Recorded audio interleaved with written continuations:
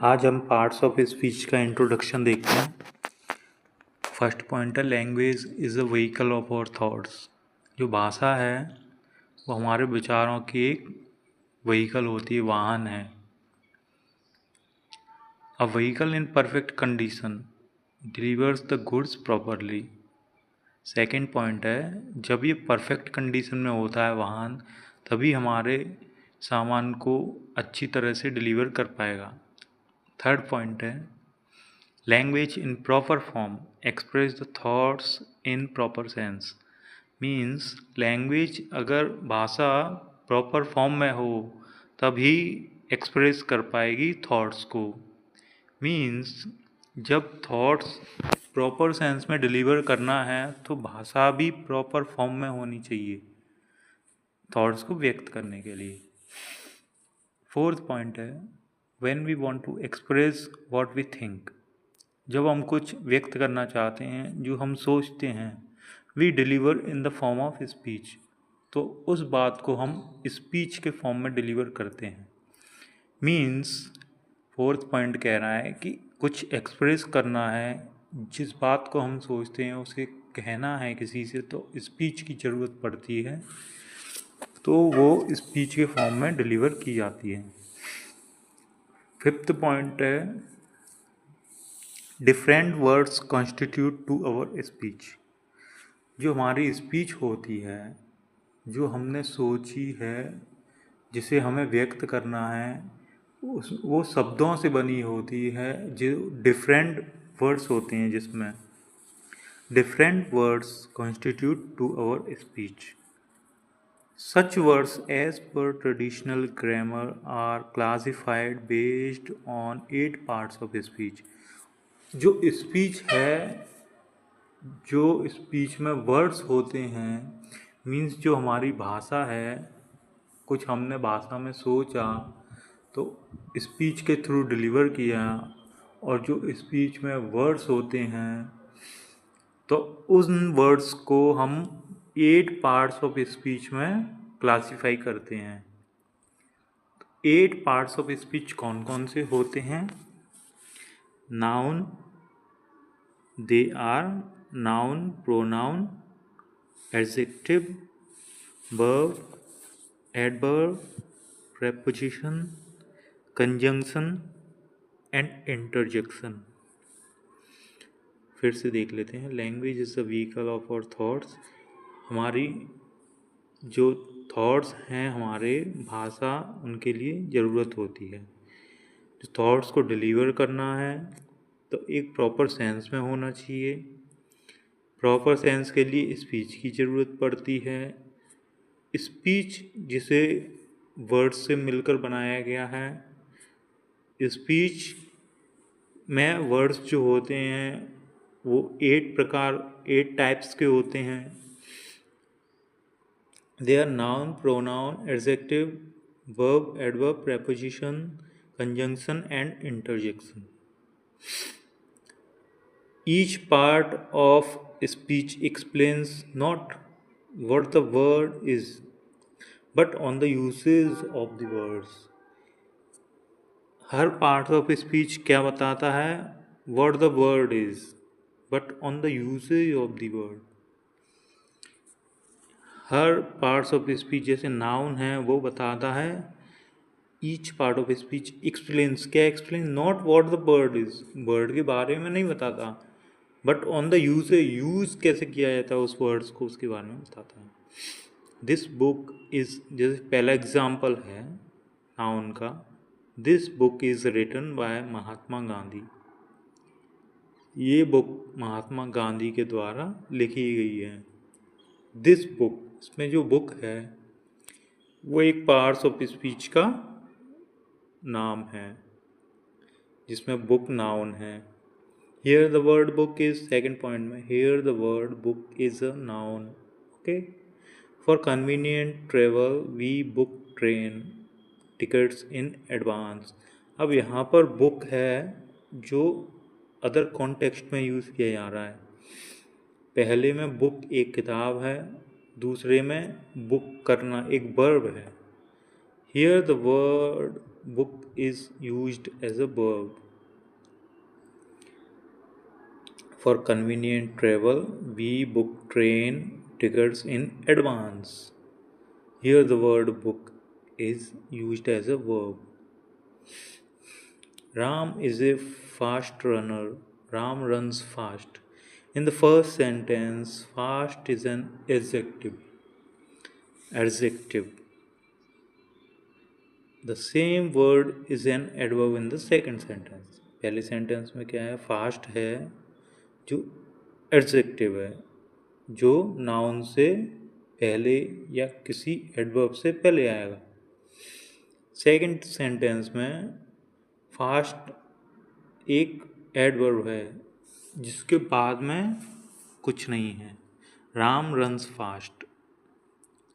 अब यहाँ पर देखिए, now we have seen how a words parts of speech can change from one sentence to another sentence.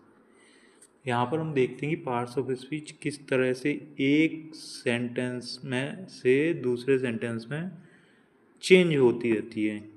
तो words का खेल है सारा।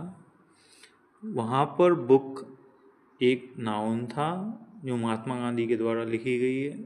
यहाँ पर सेकंड पॉइंट में here the word book is a noun. And जी सेकंड एग्जाम्पल में for a convenient travel we book train tickets in advance.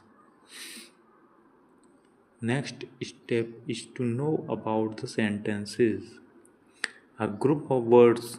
अब इन वर्ड्स को अरेंज कर दिया जाए in a proper order to give a proper meaning is called a sentence. Words को अगर प्रॉपर ऑर्डर में अरेंज कर दिया जाए और प्रॉपर मीनिंग में अरेंज कर दिए जाए तो क्या कहलाता है? Sentence. Sentences fall under 4 kinds. जब इनको अरेंज कर देंगे तो 4 काइंड होते हैं, 4 प्रकार भाव होते हैं सेंटेंस के। A sentence that reveals a mere statement is an assertive sentence. जो सेंटेंस केवल एक स्टेटमेंट बताता है, mere का मतलब मात्र, ओनली स्टेटमेंट बताता है, तो वो होता है assertive. नाउ एग्जाम्पल देखिए, now a days lot of people travel by 2 wheelers. Second देखिए, a sentence that asks a question is an interrogative sentence. What is your name? Third देखिए, a sentence which expresses a command is called an imperative sentence. Be careful. Fourth, a sentence that reveals some sort of a strong feeling is called an exclamatory sentence. A sentence that reveals some sort of a strong feeling वाले जो sentence होते हैं, जो feeling express करते हैं, वो exclamatory sentence होते हैं। Now let us know about the subject, predicate and object of a sentence. अब हम जानते हैं किसी सेंटेंस का subject, predicate and object of a sentence क्या होता है। The postman delivered a letter. The sentence is formed to show the action of a person, the postman. The postman is known as the subject of a sentence. Postman ने क्या किया? Action किया। Action क्या किया? Letter को deliver करने का। The postman is known as the subject of the sentence. What is the action of the postman? Deliver is the action, that is the predicate of the sentence. By means of the action a letter is delivered. A letter is an object of the sentence.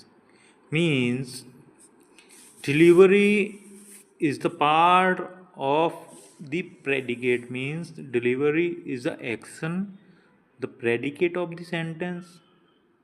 By means of action letter is deliver. What is deliver? Letter. अगर letter deliver किया गया है तो letter क्या हो गया? एक object. Means postman जो सब्जेक्ट है उसने जो चीज़ डिलीवर की है, क्या लेटर, लेटर क्या हो गया, ऑब्जेक्ट, और फिर जो पार्ट बचता है वो प्रेडिकेट में आ जाता है। Means delivery is the action, the predicate of the sentence. हम नेक्स्ट देखते हैं।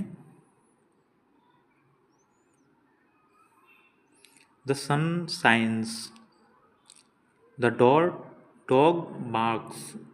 In the above sentences there are no objects। ये दो सेंटेंस हैं, the sun shines, the dog barks. इनमें क्या है, ऑब्जेक्ट नहीं है।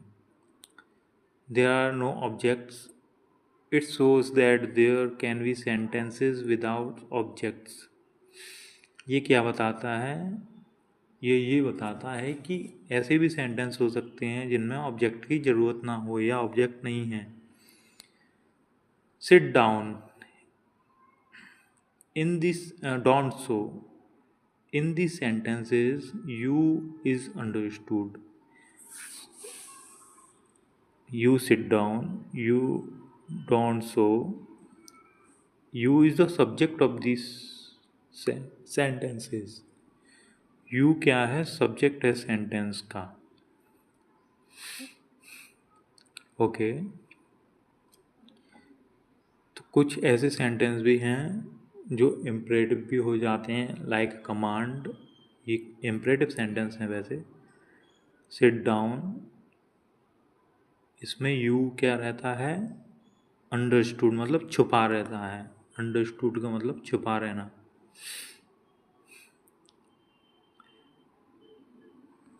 मीन्स अंडरस्टूड मतलब छुपा रहना, क्या सबको पता है कि इसमें यू है, लेकिन वो आपको बताएंगे नहीं। In short there may be sentences with subject. In short there may be sentences with subject, predicate and object. कुछ सेंटेंस हो सकते हैं, मीन्स सेंटेंस हो सकते हैं जिनमें सब्जेक्ट, प्रेडिकेट और ऑब्जेक्ट हो सकता है, पहला पॉइंट। सेकंड पॉइंट है there may be sentences with subject and predicate only, जिनमें सब्जेक्ट और प्रेडिकेट हो सकते हैं केवल। थर्ड पॉइंट है there may be sentences in which the subject is understood, जिसमें सब्जेक्ट का पता रहता है, सब्जेक्ट है, लेकिन उसमें लिखने की कोई आवश्यकता नहीं रहती है, क्योंकि सब्जेक्ट कॉमन रहता है एक तरह से। Capital data. तो आज हमने देखा कि लैंग्वेज क्या होता है, स्पीच का फॉर्म करने का एक तरीका है। स्पीच जो वर्ड्स से बनती है, वर्ड्स जो पार्ट्स ऑफ स्पीच होते हैं, पार्ट्स ऑफ स्पीच का पार्ट हैं वर्ड्स। अगर वर्ड हैं किसी स्पीच में तो वो 8 प्रकार के होंगे, ये नाउन, प्रोनाउन, एडजेक्टिव जो भी हैं। फिर देखा कि सेंटेंस कितने प्रकार के हो सकते हैं, ठीक है। तो अगले चैप्टर में हम देखेंगे कि नाउन क्या होता है। Okay, thank you.